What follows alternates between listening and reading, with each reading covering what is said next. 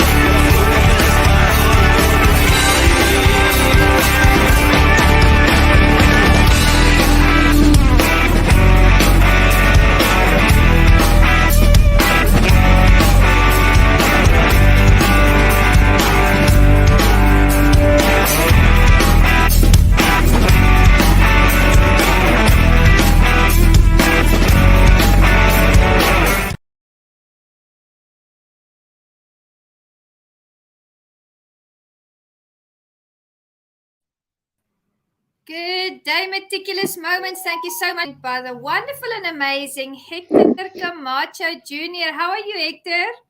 It's Macho time. I'm doing great, Juanita. I'm blessed for another day in life.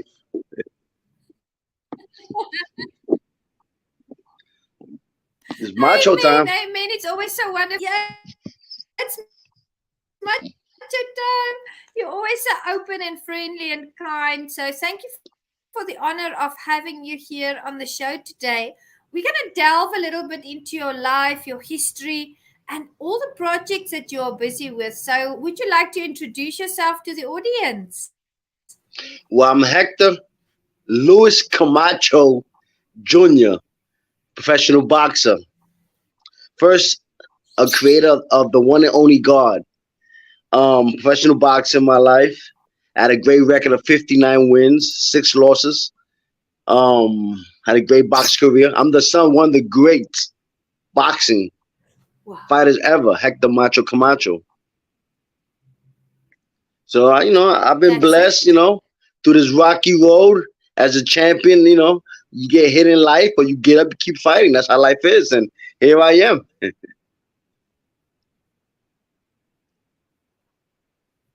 That's it. One more step. We never, ever give up. And we had a wonderful conversation about your childhood. I want you to talk up to the audience about what your childhood was like, because your dad was famous. Yeah. My dad was a shooting star when I was growing up, Since young, I could recall walking down the streets with my mom, walking to school, walking to the park, and I'll get pointed at. Look, that's Camacho's son. Hey, can I take a picture? from small as to get that, with the corduroy, the snap picture. You see the picture right then and there. I was young. I remember those days, ever since that. But being the son of a famous father, of course, has its pros, but has its cons too, like everything in life. Um, yeah, I grew up in that limelight. It was something that was cool, but also brought me a lot of problems, a lot of stress in life.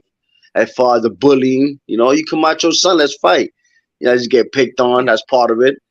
Um, at the same time, my father was like a superhero. I would see him on TV. He would come around for a couple of days. He would leave again, and everywhere I go, everybody knew me. But I was missing something. Like I was missing that father. And something I would see on TV. So it was like a dream. He was like my macho dad, I would Yeah. say. So, growing up, I had that Yeah. conversation. He was with my mother because they were separated during that time. But Wow. my father always come by and see me. He was part of the life. He was part of the neighborhood. He was part of the barrio. Like it wasn't a day go by. No, I would mention my father even to this day. So that's the pros. That's the great things about it. But on reality, people, oh, you Camacho Jr. Your father was rich. You came up rich. No, no, no. I came up in Spanish Harlem in the projects until late age, thanks to my teenage age, thanks to my Yeah. grandmother and my parents that raised me, my mother, my aunts, So yeah, it was a great life. You asked me would I want to change anything? I wouldn't want to change nothing. I've Yeah. seen everything from young. I grew into the light, and I didn't take my father's presence as a shadow. I took it as a light. Yeah. That's an important point. Now, you Sometimes you have a mentioned famous that father, there's a because lot of your pressure, father was, yeah, yeah. And you mentioned that you were bullied, Hector. Why did they bully you? It was sort of that, when you grew up in the mean streets of New York, well, sort of testing you. We grew up in a neighborhood that's crime infested, drug infested. You have to be tough. You gotta be thick skill when you come out, those kind of neighborhoods. So it's just part of the environment. You just had to macho up. You had to Yeah. be tough. I didn't want to tell people I'm Camacho son, because that was automatically, pass. Oh yeah, you Camacho son. Yeah, let's fight. Yeah, exactly, exactly. So it was one of those type of things. And I think the highlight was in Yeah. 1985, 86. My father fought Evan Rosario in New York City.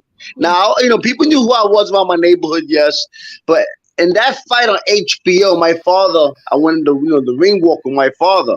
When I went inside the ring, my father said, "Go ahead, Bobby, do a flurry." Means the combination of punches. So I started throwing some punches. He picked me up. I was 7 years old.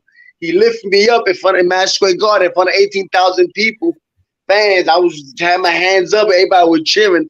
That just changed my life. It was those experiences, those moments in life, precious moments Yeah. that they really impact me. And those are one of them. Wow. 7 years old, I was famous around the neighborhood. Everybody knew who I was. Along with that came that you a target. You Camacho son. So that's when the bullying came. Oh, you know how to fight? Let's fight. That's where all that came up. Yeah. And you come from Spanish Harlem, you have to be tough. So that was part of the upbringing I was going through. Yeah. And there were That's times I didn't understand. People said, "You're not Camacho mm, son. If you Camacho son, why you living here in the projects? You lying. You ain't Camacho son." So, it was a blessing. At the same time, it was a curse. I yeah. wasn't living like I was Macho Camacho son. I was living the projects where I Yeah. was raised, which I'm thankful for. That person that made me the person Yeah. who I am today, where I'm still my 10 toes down, humble. But yes, yes, it's macho time. Amen. Amen. That's the truth. You are very humble, I have to say. I'm thankful because I know how hard life is. Being somebody a famous son, I had my trials. It wasn't all easy peasy. Of course, when I was off from school, Yeah. on summer breaks, holidays, I hang out with my father. I go to Puerto Rico. We fly to Florida. I have everything I want. If I want a remote control car, whatever I want, I have with my father. But then back to reality, back home. It was that type of experience. There was Mm. an impact, and it always kept me. Even though my father was Camacho, I was gonna say he did take care of us. He did take care of us. I was one of those people in the streets that the young boys that had. My mother gave me $5. I'll ask everybody in the block who wants something to drink. I was always giving up to others. I was always passing out. I was fortunate enough from where I come from. I was fortunate enough Yeah. to be able to buy a couple of juices for the friends, a Yeah. lollipop. And that what kept me always on my 10 toes, knowing where I come from and what we've been through, and so to speak, hiding. You come out your son, yeah, no, depending who the person asking. So it was that type of upbringing. It was great, great times. And my family kept me strict. I couldn't go outside and Yeah. hang out too much because I was Camacho's son. My grandma was real strict with me. I couldn't look out the window because while looking out my window where I lived at 112th Street, Second Avenue, that was the drug spot. Like that corner was hot, so I couldn't look out the window. My grandmother kept me. Yeah. I was in a straight line for Yeah. much of my childhood. Yeah. She kept you on the right path. And That's yeah, my wonderful. mom, And you my mother, mentioned my that your mother mom was in a actually. gang when she was young. Like I came from a tough upbringing. My mother was in a female gang out there, and when she had me, my father had me when he was 15 years old. He was a pure boy when he had me. Yeah. He turned 16 when I was born. Yeah. You take that into Yeah. consideration, Yeah. we did well. We did well.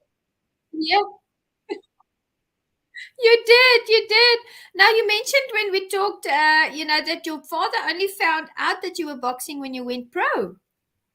Excuse me? Did your father only find out you were boxing when you went pro? No. Well, boxing, like I said, started with the 1986 Edwin Rosario fight. When I went inside the ring, I did my flurry.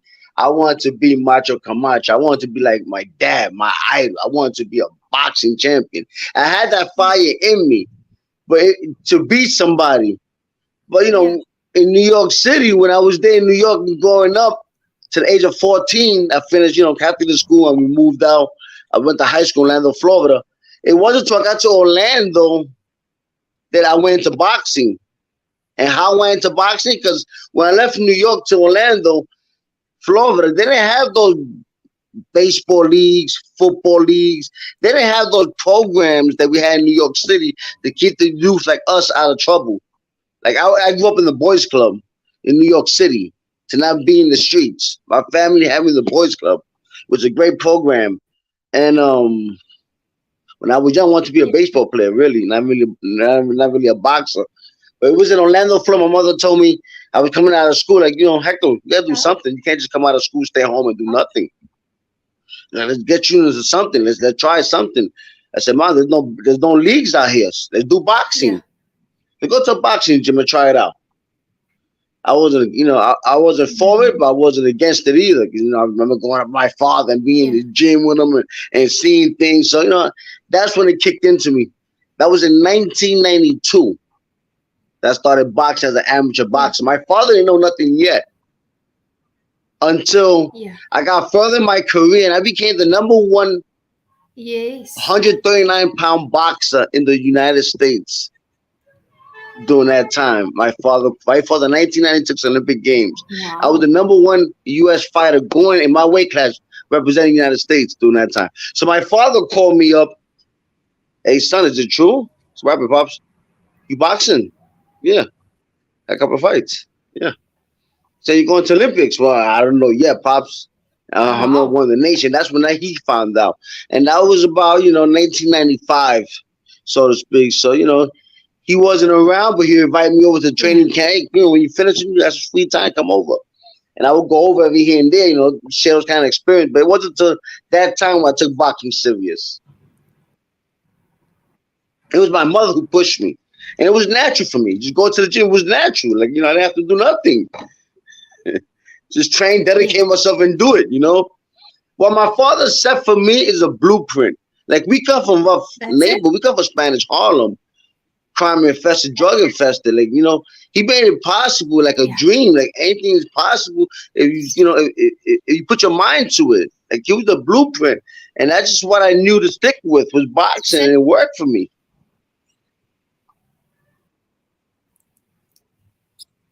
It's not like I want to go in there and beat up on people. It was just something that just naturally was given to me.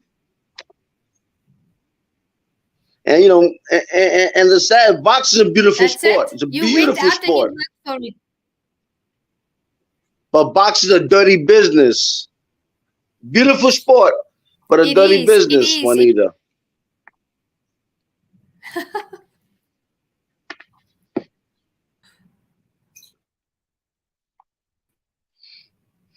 You say about 90% of boxers, no matter how much Why millions do they you say make, that dirty business? they end up broke. We end up with nothing.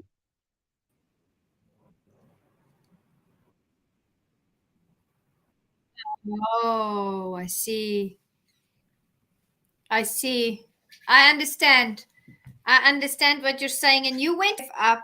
You got back up every single time. Even through the trials that you faced, the things that you went through, you just stuck it out. And you told me that you and your dad were on the same show 3 times. What Yeah, was we that fought a couple of like? there 3 times. In fact, we fought on the same shows. With beautiful memories, but with nerve wracking. Cause I was worried about his fight, and he was worried about me, and he would drive me, nuts, man, before a fight. But a great time. Yeah. Those are historic events that happen. It's rare. So I got blessed to share that moment with my father. And another dream came true for me was in 1992. My father boxed against Julio Cesar Chavez, which was the number one fighter during that time, number one Mexican fighter in history, one of the greats. And by that time, he was like 89-0. He was fighting my father, who was 40-0. It was a big, big, big, big fight. And the great Julio Cesar Chavez put a whipping on my Yeah. father. Either my father survived that punishment, and that's what made him macho. Because he, demonstrated he had some balls and courage even through rough times. Um, so when Chavez beat my father in 1992, boy, I was boxing during that time. I said, I want to fight Chavez. I want to get my father's revenge. It was 1992 that fight. I didn't turn pro till 96. So that was a fight that I tried to get. Chavez, of course, Yeah. older than me. 15 years older than me. I tried to get the fight. I wanted revenge. Then Chavez Yeah. had some sons that started boxing. Chavez Jr., who became a world champion, and became a champion in his country, Mexico and the world. That's a great accomplishment. So I wanted to fight him, and that fight never happened. Yeah. So I wanted to fight any Chavez to get my revenge that time. I didn't care if it was Jackie, Bobby, Ricky, Ricardo. I wanted my revenge with Chavez. And it just so happened about 3 years ago, I had I, I had exhibition with the great Julio Cesar Chavez. So when I see that in my life, things that have accomplished, I'm talking about a guy who did throw my father in one of the biggest fights in boxing history. I get to fight him too. Like that's a historic thing. Those are things in my life that I'm thankful for. Like big accomplishments that I said in life that's happened, goals, and yeah, man. Life is what you make it. It's the energy you put into it. That's it. It's definitely true. It is what you make of it. And I like the fact that there were all these people that you wanted to fight. You made it your goal. You had this mission that you were on. I believe you are still on that mission. You're going to make a comeback because I know on 26th of August you've got something coming up. Tell the audience about that. I'm excited about that. I mean, some people think I'm crazy. Why do it? You older now, Junior. Why? It just I love challenges in life, man. I love to challenge myself in life, man. I just love challenges, man. I always try to stay busy in life with other things, projects, always giving back or in the mix of this kind of business, doing this. Because like I said, us five retire. Most of us retire with nothing. Like boxing don't give you no 401k plan. You don't get no retirement plan for boxing, no health plan, nothing. So we come from the bottom. Most of us. You don't need a college degree to become a professional boxer. These are guys that come from the streets, from nothing. We just boxing's our Yeah. way out. Yeah, so I try to always keep myself busy in life. Yeah. Apart from what it is, boxing and stuff, and always keep my hands in everything. try to keep myself going, just having that force pushing forward. You gotta believe in yourself. In life, you don't get hit in life. Life is a fight itself. You know, no matter who I am, what we go through in life, it's always ups and downs in That's life. it. So, going back to why I'm coming back, Yeah. I love challenges. The great George Foreman came back at age 45, 46 to become world champion. But Hopkins did at 49. I still believe. I'm a believer. Wow. I feel young. I look young. I just about getting myself Yes. going and set That's up a good. And dream, I set up know a that you get goal. up every morning early.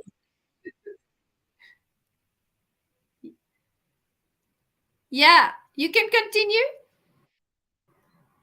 I know. I'm sorry. Yeah, I get up every morning. It just for me get up early in the morning. I got friends like yourself that live on other sides of the world.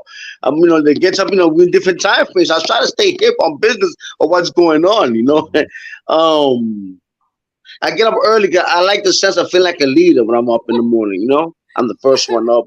I'm in control. I don't know if it's me or just in a life being doing. Now I understand Yeah. the old folks, my grandmother. They used to wake up early. I didn't know why. They wanted to see life. You enjoy life more. I like to wake up early in the morning, hear the bird chirping. It's just life. Yes. Became a routine. That yeah. Yeah. You were talking Hmm. about dreams and goals, Hector. Your goal now, I guess you kick off on the 26th of August. Where is that going to be held? Where will that event We be? doing And it who will you be fighting? thanks to star endorsement promotion. We'll be fighting Cheyenne, Wyoming. This is the first of a comeback I'm trying to do. I'm looking at 6 fights. I'm looking at a Macho tour. We're looking to bring music entertainment along with boxing. Probably do seminars. You know, interact more with the fans, like an event, not just a boxing fight. So we're trying to do a Macho tour. There's a lot of people, that support the brand, support the name Camacho. I'm a fucking lot of fans. We got fans throughout the world, like giving back to them. So I said, why not just keep myself busy? That way, I go into boxing, I bring my own banner up, Macho promotion, I get fighters under me, and the legacy just keep going. So that's what we're looking at. August 26th, the first fight. That's it. I'm looking past that. I got 2 names down. We should be locking things up this week. As far as opponent, I'm just training like I'm fighting the best. At my age, at 45, I gotta work double. We gotta work double now with the young boys. Yeah. So I be selective who I fight. I haven't fought in a long time by being smart right now. It's not about being macho. And the thing when the Yeah. bell rings, they gotta be macho. But it's about getting the small fights. If I'm gonna take risks, it's gonna be risks. That the reward is big. It gotta make sense. So I'm more of a business side looking into things coming It back. does. I might come back fight. Yeah, It does. It does. And it's I'm a wonderful excited. I mean, project. I take I my get young again. yes. My wife gonna love me again. I lost all this weight. I'm slim. I'm cut up. And I spend more time with my kids, my grandson. I spend more time. I'm a grandpapa. I look young. I'm a grandpapa. It just gives me overall. My Woohoo. goals is to get healthy in life and protect my mental state. This is so important. Yeah. You have to protect your mental state. It's so important in life. Oh, yeah. It is. It is. We have to look after our mental space, absolutely. And the positive energy that you have, that's really setting the stage for you, setting the ring for you for 26 August. I'm gonna look out for that, and the viewers are gonna take a look at that as well. Will you be streaming it live, or are you going to post it on your social media? Yes, we'll be streaming it live on Fight TV, Fight.tv. Yes, it'll be live streaming. Oh, The information come out soon. Promotion will be coming out in the next 2 weeks. Like I said, the fight just got signed. We've got under 3 months left. My job is to get in shape, not so much on the business side. I leave that to start promotion, start endorsement, the promotion company, let them run it. My job is to get in shape. My job is to get in shape. But yes, it'll be streamed live, and I'll be posting it up soon. Information, yes, I would. Getting myself ready. It's all about a routine, getting your mind sharp fantastic. again. Absolutely. Mm. Yeah. So Yeah. you gotta be So crazy what to want to mental go inside a ring exercises do you and do? Do really you do beat somebody up meditation or what do or you do protect to yourself. keep You gotta going? be a little bit off.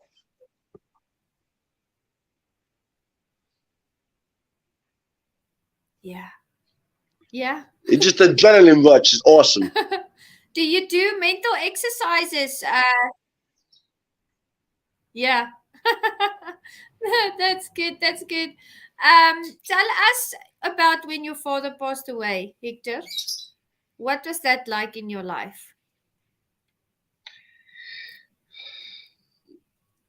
That's that's still tough. I don't try to give myself the time to think about he's not here.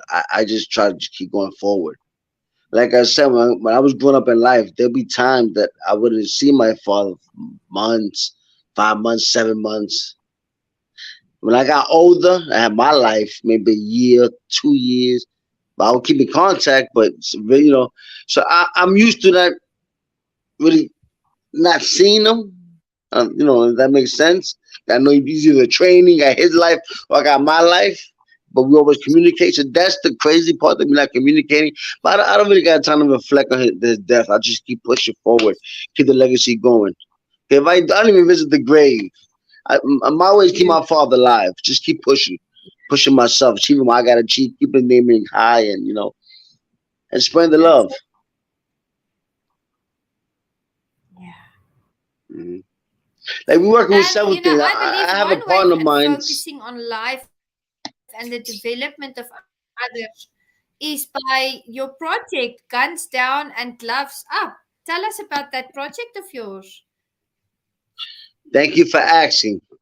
Well, my father died from a bullet, and when that happened, I'm like, wow, wow. And I'm an advocate when it comes down to that. When it comes down to bullet, I'm an advocate. I'm an advocate when it comes down to, and I believe box is an exit. Box is an exit. It's an exit from the streets, from the crime, from your athlete. So I try to encourage the young kids, man. Try boxing. Along with baseball, along with everything else. Boxing's good. Not only for you to be a world champion, try to be that, just for yourself and self-esteem, for bullying, which is a big issue, for so many things. So I try to get the kids under that foundation that I had. Gloves up, guns down. Like, handle your problems in the streets. Like your two blows can fight in the streets instead of using, that type of encouragement through that we try to do. Thanks to my partner Kevin Oliver and his blessings, we join forces, man, and he's really pushing hard on his end. I'm pushing on my end, and we want to bring awareness out to the people. Just gun violence has to stop here in the states. That's just the United States. The gun violence got to stop. That just see that's where that come to play at. Pushing the youth. I mean, I come from the worst neighborhoods. Most fighters, boxers come from bad Yeah. upbringings. That just the reality, and just letting the kids know, look, this Yes. is an exit besides being a rapper, besides being basketball. There's another exit. So that's what we're doing, and we're looking to open up Mhm. programs that consist of after school programs, boxing gyms, other sports. So we're looking to put things together soon, and really helping out, giving back in that sense. Use the name, the legacy, all that hard work, sweat my father put in, use that to give out to others. Pass the Yeah. dream down. It's possible. We talk about a person that was born in Puerto Rico, United States property. Born in Puerto Rico, Yeah. raised in New York City, went to jail, had problems, went to boxing, became a Hall of Famer, met the President of the United States who called them over to the White House to meet him, President Reagan. That's the American dream. That anything's possible. Yeah. Boxing saved lives. So that's why I put Yes. out to the Beautiful. youth and everybody else. It is. Yeah. I love that movement that you started. It's very honorable, and we need the answer, equipping and empowering ourselves through a martial arts, through boxing, through other projects. That's how we make community better. And you're also an entrepreneur. Tell the audience about that. audience because you have your own product line. Let's see what that is. You showed me before the show. I'm always dipping and dabbing in a lot of things. Um, One thing I like to push, like is legal in the United States, is cannabis. It's something that I was seeing from small. I was introduced from young, something that was around us always. So I got my own line thanks to my partner Bobby Sanchez, Vinny V. Like Dust Entertainment, got my own cannabis line to educate the youth. It's not just about what you smoke, 'cause, is why and when. So just educating the youth when it comes down to cannabis. And focusing more on the benefits of it, to our CBD, focus more on the benefits. We are cannabis. If you look into our system, we do have cannabinoid system, which that's part of the cannabis, the cannabis world. So that's something I dipped into. As far as also have another business out there in Yeah. Dominican Republic, which I branch out, a bar and grill, Camacho Time Bar and Grill. And I try to, like I said, I'm trying to stay busy. Like I said, 90% of us fighters retired broke. So I'm always trying to dibble and dabble and just keep myself going. Good. We come up from the bottom. We don't have no college education. We don't come Good. with that. We just come with know how to slip a punch, slip a left. We just know that motion. And it's the sad truth. So I'm always looking to keep myself going, also pass that down in my And that's foundation. enough. Just That's good. you understand. Yeah. I understand. Your father as well. The legacy lives on. You working in community, and you and I had a discussion on leadership. When we were talking on our virtual coffee, would you tell the audience, what does leadership signify to you? What does leadership look like? What is leadership? Uh, I, you have to be accountable for everything you do. You got to want to make changes. It just comes in within. It just comes in within. It's a lot of sacrifice. It's a lot of accountability. It's a lot on you to be a leader. But that's what leaders do. That's what we are.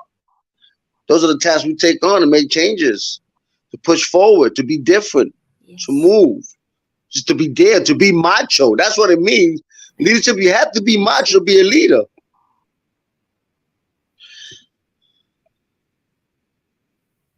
Yeah. It's it's leadership time all the time. It's macho time all the time. I like But that. I you like know, that. business is great. You always going to get punch Tell in the me, face in tell me. business. We just gotta minimize the punching when it comes to business. Because not all business is good business. There's things you learn in life along in business. That's another topic. But I just in life you learn all these kind of things, and I'm thankful for boxing. If it wasn't for boxing, I wouldn't travel. I wouldn't know these countries. I wouldn't be able to go to places and form friendships and educate myself through traveling because of boxing. Yeah, that's it. Hard work. I always say hard work always pays off. It always pays off. You always learn something. And like you said, we meet incredible people out there. Now, tell us a little bit more about gratitude because you're a very, very humble person. And I want to ask you, what are you grateful for today as we sit in this interview? I'm grateful to Juanita for giving me the opportunity to touch people who don't know me or never heard of me. You give me that platform to hear my story. Maybe they take something from what I've said. That maybe it make a little change in their life. I'm grateful for that. I'm thankful for another day that God gave me of life. When I wake up in the morning, I wake up happy. Because I know a lot of people that didn't have the opportunity to live to see today. And people who wake up in bad surroundings. Like I have a brother-in-law who's in That's jail, it. who I talk to every day. I take time out every day to see him and talk to him. Just time. Make myself Yes. accessible to people. I understand about making a change in anybody's life. You never know what the next person is going to. A simple hello will make somebody's day. So, what I That's it. mean? I'm thankful for a lot of things in life, man. Yeah. Most of all, I'm thankful to God, for allowing me to see things and be a believer and just, try to do good. Try to do good. That's the word. Try to do good. I believe a Yeah. lot in doing God's work, doing good. Of course, you're gonna get blessings back, but just do good. Yeah. Be a good person. Keep that aura around you positive and happy and good. Protect Yes. your space. Like I'm high on that. But to get back to your question, Juanita, I'm thankful, and the first I'm thankful for is for your interview today. That's Thank you, Hector. It's a pleasure. It's such an honor to have you here. And you have community. So, if you had to illustrate to the audience, tell the audience, what does community really look like? Because you grew up in a close-knit community, where when you were blessed, you would give out to the others, your friends, uplift people, keep them safe. Tell us about community. What should community look like? You know, um, in my days, I remember it was a village to raise a child. Like during those days, I couldn't do too many things because Miss Johnson or That's it. Miss Rodriguez or Mister watching me. There's no more respect now. But at the same token, we grew up in. And it's a lot more now. Yeah. Hate, a lot more ignorance more now than back in the days. I believe. I say now. Life is more dangerous now, more risky, not the same like it used to be. I think we need to get back to that Yeah. community it was before. Things ain't safe no more. There's so many things going on in life, man. And my immediate circles, my community, I try to keep positive. It's tough nowadays. We don't have that village no more. Like community that really not unless you live Yeah. in the upper scale, but some of the people where I come from, where I grew up, we don't have that no more. So that's tough. I mean, I just try to keep positive things out Mm. there and always push the positive. And that's my job as an older person, as an OG, so to speak. I'm feeling 45 to the youth. Yo, I see somebody doing something wrong, I'll stop them. Hey, hold that door for that lady. Those kind of things. In New York City, when I'm in New York, for example, if I see a woman coming up with a carriage, I'll see some young kid. Come on, come on. You want to win some money real quick? Help that lady. I'll take out $10. Little, young kid. I've done that. Give him $10. Help that woman pick up a cabbage.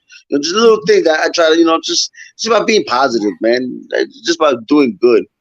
Be a godly person.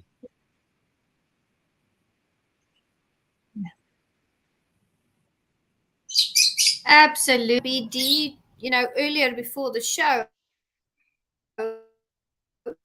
and it mentioned that you're also into acting and producing, which I wasn't aware of. So tell the audience about that part, because I'm sure you are spreading those good vibes and that good energy through that as well.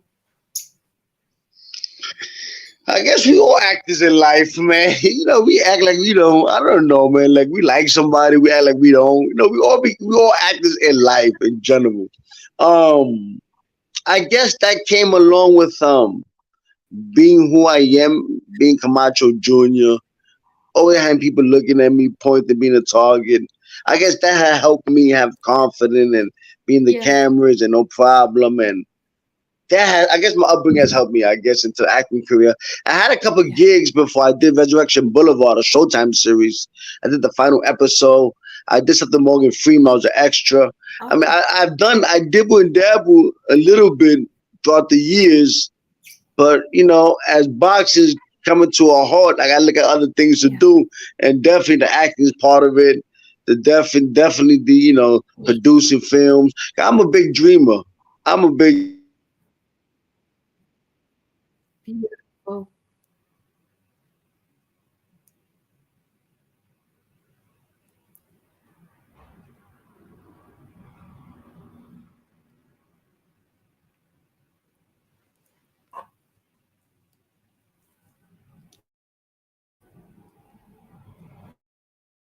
I think we have a little bit of a lag. Wow. Yeah, that's true, Hector. If Are you still there or are we frozen? I'm not sure. I think we might be frozen. Let's play video while we wait.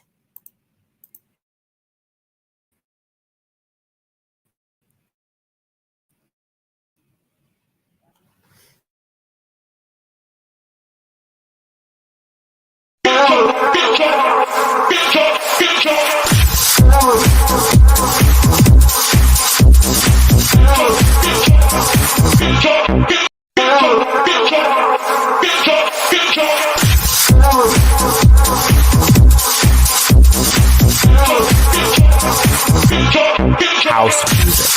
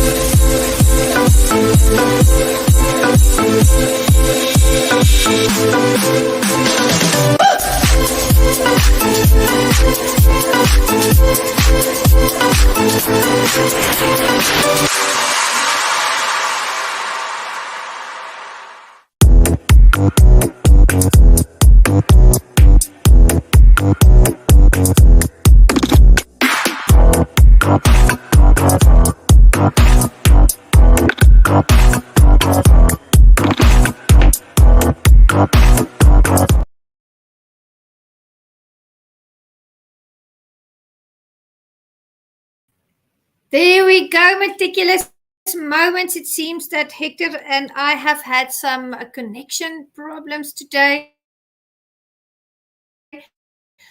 What a wonderful interview with an amazing human being, just doing good out there, working in the art of boxing, also company,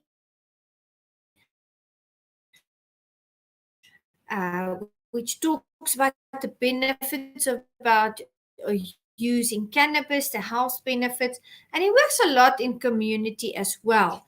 And that is very, very important. Here at Meticulous Moments, we really focus on leadership, gratitude, and community upliftment. So Hector and I will be back for another session. And I just want to say from Meticulous Moments side, thank you so much, Hector. You are an here, my friend. And we are going to be cheering you on 26 August when you enter is to do good. You and I will do another session soon. Everybody be blessed and have a beautiful day. See you soon.